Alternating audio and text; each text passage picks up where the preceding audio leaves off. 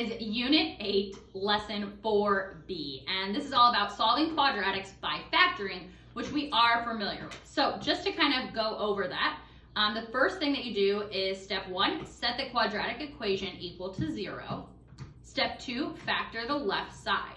Step 3, set each factor equal to 0 and solve for x. Step 4, write your answer using brackets. So although these equations are for quadratics and we're still doing quadratics, there's not any formulas that you should need for today. So I'm going to go over 5 examples and then we'll be done for the day. So question number 1, we'll start there. And question number 1 is already set equal to 0, so we don't have to worry about that. And first thing we want to check for is make sure that this is in quadratic form, which looks like this, and it is. There's also an imaginary 1 here. So when we're factoring, we're going to multiply a times c. So 1 times 3, which gives me 3. And then we need to figure out what the factors of 3 are. And in this case, there's only one of them. It's 1 times 3 gives you 3. Well, the factors have to multiply together to be these two numbers and add or subtract to be this number. Well, 1 and 3 add together to be 4, so we can just replace that. We want to write the larger number first, so we're going to write 3x plus 1x plus 3, still equaling it to 0. Notice how this 4x separated and became 3x and 1x, and you knew what it was based on those factors.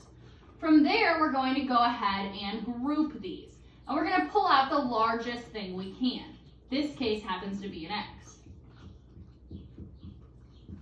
And if you can't pull something out, you need to pull out a 1 as a placeholder.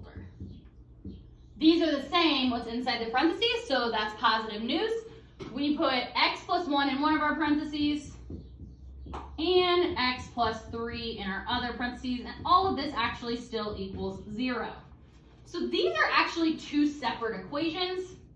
X plus 1 equals 0, and x plus 3 equals 0. We're going to figure out what our zeros are by getting x by itself. So in this case, we have x equals -1 and x equals -3. So our answers are x equals -1 and -3 for question number 1. All right, let's go ahead and do question number 3 next. So question number 3 says x squared plus x minus 2 equals 0. So what we need to do, or what we can do, is add in our imaginary 1s. So we need to find two things, 1 times -2. So we're looking for factors of -2, which would be 1 times 2. And we need to make sure that they add or subtract to be 1. Well, this is a negative number, so one of these has to be negative. If I was to make that 1 a negative, -1 times 2 gives me -2. And -1 plus 2 leaves me with a positive 1. So that's what we're going to go ahead and replace in our equation. And from there, we're going to go ahead and factor by grouping. And pull out the largest thing we can, which in this case, all we can pull out is an x. And in this one, we can pull out a -1. So we're left with x plus 2 in both of ours. That's wonderful. We are going to make this one of our equations. So we have x minus 1. They're going to come down and create one equation. And then we have x plus 2, which is going to create our second equation. And then from there, we can set both of these equal to 0. So this one leaves with x equals 1. And this one leaves us with x equals 2. So our zeros in this case are going to be x equals 1. And, oh, made an error here. This would be a -2 for our zeros. I will go ahead and also do question 9 very quickly. Question 9 is a little bit smaller.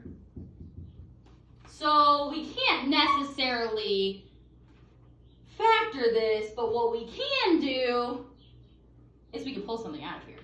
And notice how both of these have an x, so I can pull an x out of here. So x minus 8 still equals 0.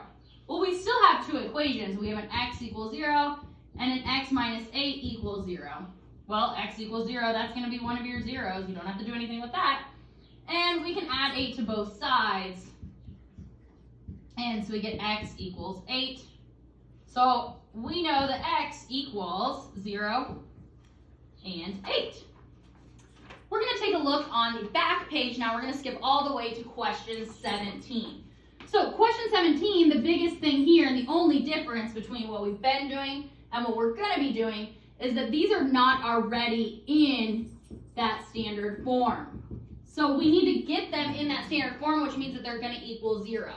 So they need to be in this format, and right now it's not. So I need to move this 21 over, and I can do that by subtracting it from both sides.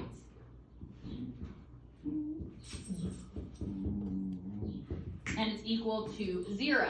So from there, we're now going to look for things that multiply together. This is imaginary 1 here, and a negative 21. So our factors of negative 21, which I already know here, you could do 1 and 21, which is not going to add up to or subtract to be 4. But you can do 3 and 7. We want this to result in a positive 4, which means our 3 is going to have to be negative. Negative 3 times 7 equals negative 21. 7 minus 3 gives you a positive 4. Therefore, we're going to go ahead and replace that. We write our largest number first, set it equal to 0. Now we're going to group. So this one we can pull out an x. And this one we can pull out a negative 3. Notice we have the same thing in both parentheses. It's still equal to 0. We can go ahead and continue solving. So we have an x minus 3, and we have an x plus 7, still equal to 0. Therefore, we can make both of these an equation and solve. So we get x equals 3 and x equals negative 7. So in this case, our zeros are x equals 3 and negative 7. Same thing, only difference here is that we didn't start out in standard form, we had to get it in standard form first. Let's go ahead and look at question number 20.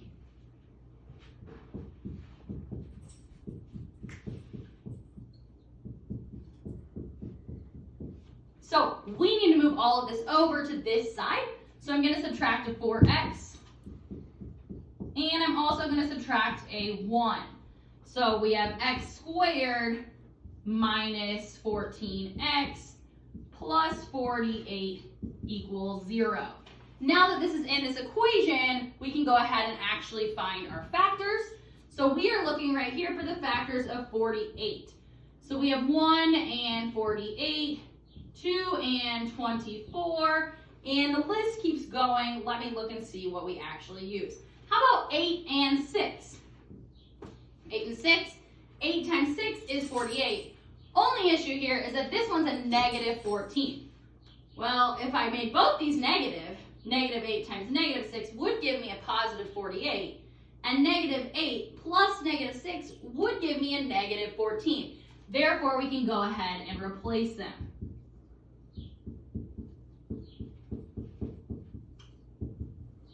And from there, we can now group.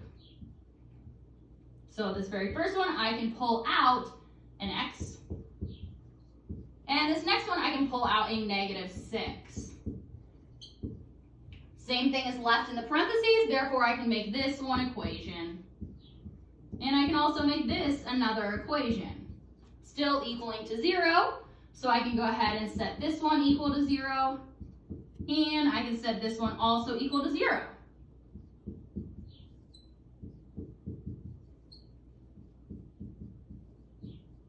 And we know that this is where our parabola is going to hit the graph.